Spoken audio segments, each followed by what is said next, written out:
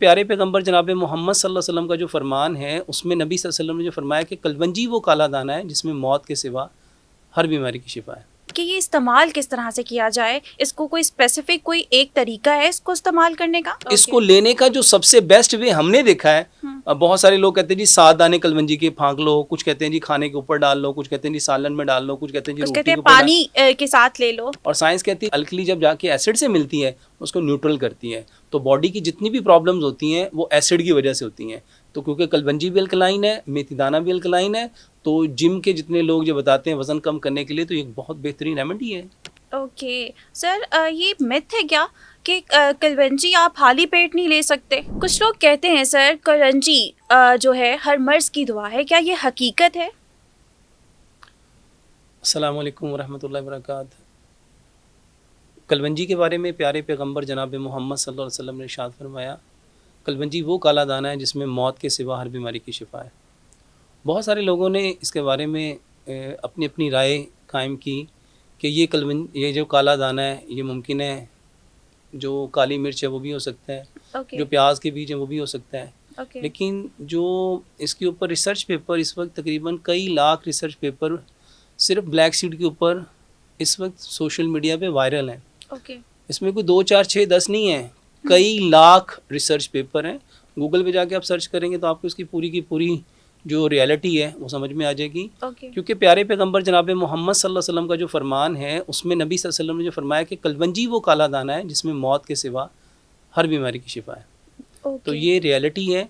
और अल्हम्दुलिल्लाह सुम्मा अल्हम्दुलिल्लाह हमने पिछले कई सालों से 20-25 सालों से अल्हम्दुलिल्लाह हम लोगों को ये इस्तेमाल करवा रहे हैं और इसके कई हज़ार रिव्यूज़ हैं, कई लाख इसके एविडेंस हैं। अल्हम्दुलिल्लाह सुम्मा अल्हम्दुलिल्लाह मेरे जितने जानने वाले हैं कई मिलियंस में हैं और अल्हम्दुलिल्लाह उनको जिन्होंने इसको इस्तेमाल किया वो जानते हैं कि अल्हम्दुलिल्लाह इसके बहुत ज़्यादा फ़ायदे हैं।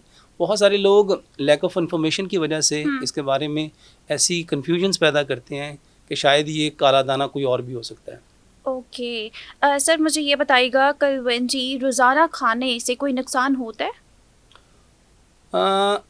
जिस तरह एक चीज़ आपकी बॉडी की रिक्वायर है, जैसे पानी आपकी बॉडी की नीड है, ओके खाना आपकी बॉडी की नीड है, इसी तरह कुछ चीज़ों को अल्लाह सुब्हानो तआला ने पैदा इस नेचर पे किया है कि वो आपकी बॉडी की रोज़ की नीड है।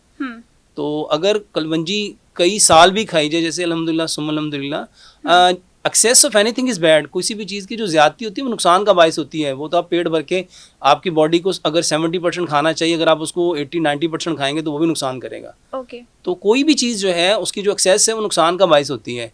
लेकिन ये कहना कि कलवंजी ज़्यादा अरसा इस्तेमाल की जाए, तो कलवंजी को उतना इस्तेमाल करना चाहिए जितनी आपकी बॉडी की नीड है। जैसे खाने को पानी के 1 गिलास आपके बॉडी को नीड है, अगर आप 2 पियेंगे 3 पियेंगे तो चौथा पियेंगे तो क्या होगा, वो एक्सेस हो जाएगा, वो आपके लिए प्रॉब्लम करेगा। तो Okay. कोई भी चीज़ उसकी जो ज़्यादती है वो नुकसान का बायस होती है। हर इंसान की जो लाइफ ऑफ नेचर है वो दूसरे से डिफरेंट है। Okay. जब लाइफ ऑफ नेचर डिफरेंट है तो हर इंसान के लिए उसकी जो क्वांटिटी है वो भी डिफरेंट होगी। तो उसका जो यूज़ है वो हर इंसान की बॉडी के मूड के मुताबिक, मिजाज के मुताबिक और एटमॉस्फेयर के मुताबिक डिफरेंट होगा। ये ज़रूरी नहीं है कि एक बंदा अगर 2 साल से 2 महीने से 10 दिन से अगर खा रहा है तो दूसरा भी एज इट उसको वैसे ही यूज़ कर सकता है। हर इंसान की जो लाइफ ऑफ नेचर है वो दूसरे इंसान की लाइफ ऑफ नेचर से डिफरेंट है। उसके मूड, उसके इमोशंस हैं, उसकी जो फीलिंग्स हैं, उसके जो हार्मोन्स हैं, हर इंसान की बॉडी दूसरे इंसान की बॉडी के साथ मुताबिकत नहीं करती। डिफरेंट होने की वजह से ये किसी को बहुत अच्छा सूट करती हैं, किसी को सूट नहीं भी कर सकती। जैसे आपने अभी बोला कि यूज़ किस तरह से किया जाए, तो मैं यही पूछूंगी कि ये इस्तेमाल किस तरह से किया जाए, इसको कोई स्पेसिफिक कोई एक तरीका है इसको इस्तेमाल करने का?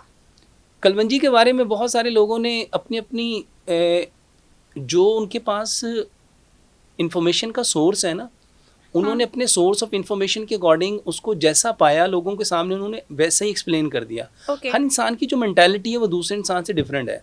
अब उसकी मेंटालिटी डिफरेंट होने की वजह से उसके पास जो इंफॉर्मेशन है वो भी डिफरेंट है।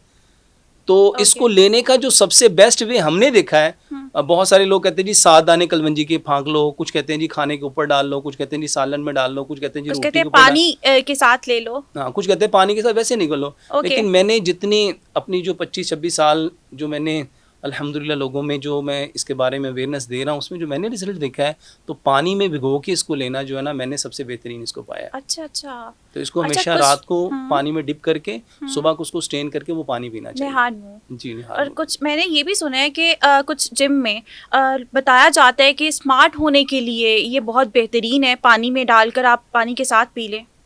कलवंजी अकेली नहीं, मैंने जब भी कलवंजी की बात की है तो मैंने उसके साथ मेथी दाने की बात की है। ओके। कलवंजी और मेथी दाना ये कम्बिनेशन है, ये दोनों चीज़ें अल्कलाइन है। अगर आप उसको साइंटिफिकली देखेंगे तो कलवंजी भी अल्कलाइन है, मेथी दाना भी अल्कलाइन ओके। है। और साइंस कहती है जब जो है अल्कली जब जाके एसिड से मिलती है उसको न्यूट्रल करती है। तो बॉडी की जितनी भी प्रॉब्लम्स होती हैं वो एसिड की वजह से होती हैं।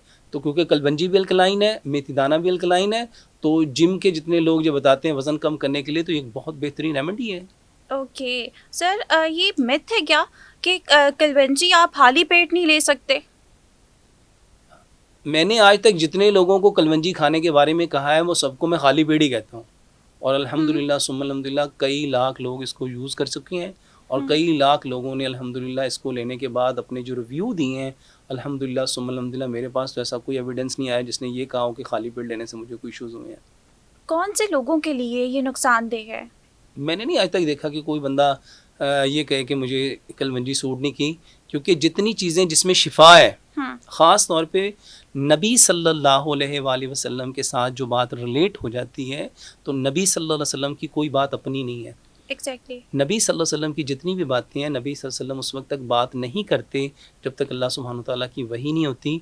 तो नबी सल्लल्लाहु अलैहि वसल्लम की बात जो है वो अल्लाह सुब्हानहू तआला ही की बात है।